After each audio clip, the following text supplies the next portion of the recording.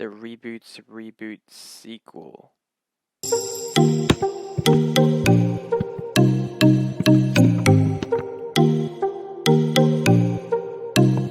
Death on the Nile, the sequel to Murder on the Orient Express, which was a mediocre and forgettable film, brings back Kenneth Branagh as the Frenchman whose name I cannot pronounce, while bringing in some new cast members such as Armie Hammer, Gal Gadot, Russell Brand, and Emma Mackey.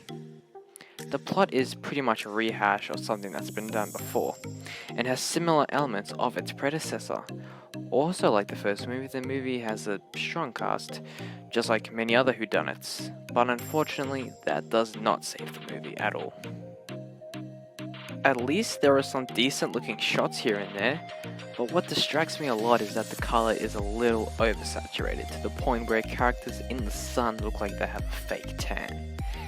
There is CGI throughout the picture, and it does not look good to the idol.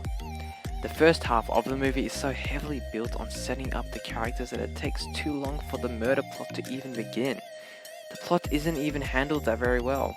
The writing lacks in structure and struggles to keep its plot interesting. Kenneth Branagh couldn't balance the murder storyline with the character storylines, which leaves many of the movie feeling pointless and its climax feeling rushed. But there is no reason why a man can't swing. We have the Karnak all to ourselves until Abu Simbel. Don't worry about your things. Darling Louise will go back and pack up all your rooms for you and meet us at Geelong. Happy to miss you. When it comes to performances, the only one I could really tolerate was Emma Mackey. No one else really stood out to me, and maybe I could be biased since she's involved in another project which I really love. Gladly, the film's tone and setting is accompanied by a decent score, which didn't separate itself from the film and instead fit the concept very well.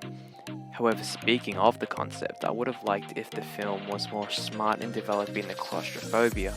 The concept of characters being stuck on a boat needed to build up the intensity better so that the audience could feel the isolation and barriers that the characters can't cross. I didn't expect much of the movie. The first was already quite forgettable. I just feel as if they rely on a good cast and ignore some important aspects of a good whodunit that takes place in a location where the characters are essentially trapped with nowhere to go. It just lacks a good script and has plenty of unnecessary aspects and fails in plot structure. And for that, I came to this score.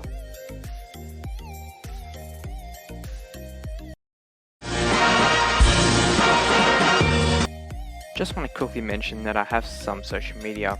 That'll be Instagram, Letterboxd, and TikTok. So make sure to follow those for some extra reviews and some other cool stuff. Anyways, thank you for watching if you did, and See you, chump.